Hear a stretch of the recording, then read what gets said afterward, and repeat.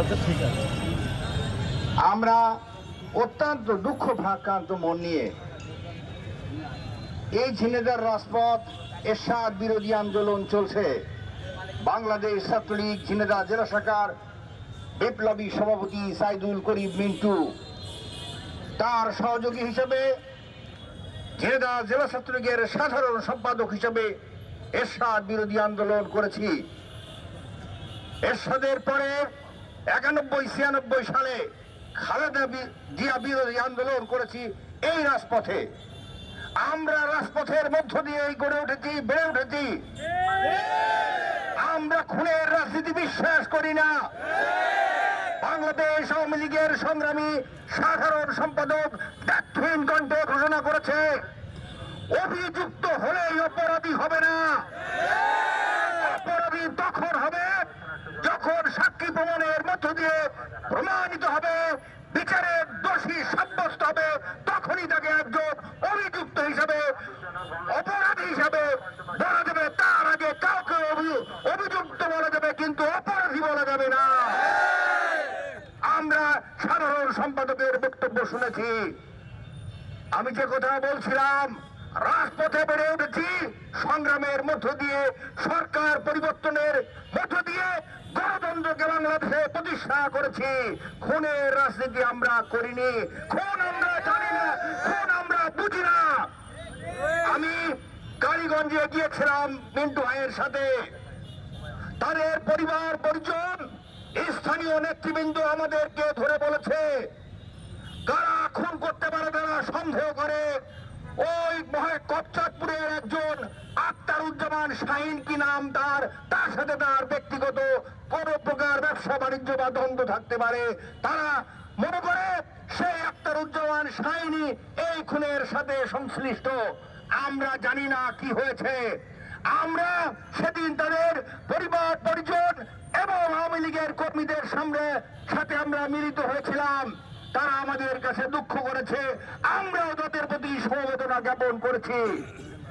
রাজনীতির চোরা বাড়িতে, আজকে ঝিনেদার রাজনীতির চোরা বাড়িতে আমরা লক্ষ্য করছি সাইদুল করিম মিন্টুকে অভিযুক্ত করার চেষ্টা করা হচ্ছে। আমি মিন্টু ভাইয়ের সাথে ব্যক্তিগতভাবে কথা বলেছি। তিনি আমাকে পরিষ্কার করে বলেছে, আমি এমন ঘৃণিত অপরাধের সাথে সংযুক্ত হতে পারি না। আমার অপরাধ, আমি 46 বছর ধরে এই ঝিনেদার রাজপথে গণতন্ত্রের সংগ্রাম করেছি। শেখ হাসিনার নেতৃত্বে বাংলাদেশের আন্দোলন গড়ে তুলেছি। আমার অপরাধ হচ্ছে আমি নমিনেশন চেয়েছিলাম ঝিনেদা 4 কালীগঞ্জ আসন থেকে। গণতান্ত্রিক দল, গণতান্ত্রিক দেশ, রাজনীতি করি। প্রত্যেকটা মানুষের অধিকার আছে তার নির্বাচনে অংশগ্রহণ করার। সাইদুল করিম মিন্টু কালীগঞ্জ নয়, শুধু বাংলাদেশের যে কোনো প্রান্ত থেকে উনি ইলেকশন করতে পারেন, প্রার্থী হতে পারেন। এটা দোষের কিছু না। আমরা সবাই জানি 2009 সালে সাইদুল করিম মিন্টু হরিণাকুণ্ডু উপজেলাতে নির্বাচন করেছিল। 2011 সালে এই ঝিনেদা সদর পৌরসভা ইলেকশন করেছে। এটাই গণতন্ত্রের নিয়ম, এটাই সংগঠনের নিয়ম, এটাই রাজনীতির নিয়ম। উনি নিয়ম বহির্ভূত কিছু করেননি। আমি বলতে চাই, রিমান্ডে নিয়ে স্বীকারোক্তি আমি না। যে কোনো মানুষকে রিমান্ডে নিয়ে নির্যাতন করলে সে তো স্বীকার করতে বাধ্য হয়।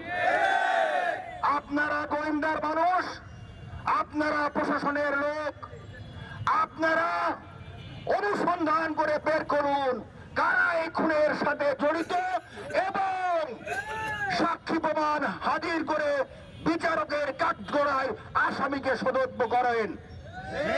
বিচারে যদি দোষী সাব্যস্ত হই, অবশ্যই আমরা সেটা মাথা পেতে মেনে নেব। কিন্তু খোলা পানিতে মাছ শিকার, অন্ধকারের মধ্যে মাছ শিকার, অন্ধকারের মধ্যে গোপন খেলা, আমরা ঝিনেদার মানুষ। সংগ্রামী ভাই এবং বন্ধুরা আমার, ঝিনাইদহে মিন্টু মুক্তির আন্দোলন চলছে। ঝিনাইদহের ঘর ঘর থেকে শত শত হাজার ছেলে মেয়ে রাস্তায় বেরিয়ে আসবে। আমাদের নেতা মিন্টু, যাকে আপনারা কারাগারের প্রকোষ্ঠে অন্তরীণ রেখেছেন, বেশিক্ষণ রাখতে পারবেন না। কারণ আমরা রাজপথ থেকে গড়ে উঠেছি, বেড়ে উঠেছি। আজ সেই জন্য আমরা মনে করি কারাগার এবং ক্ষমতা আমরা পাশাপাশি মনে করি।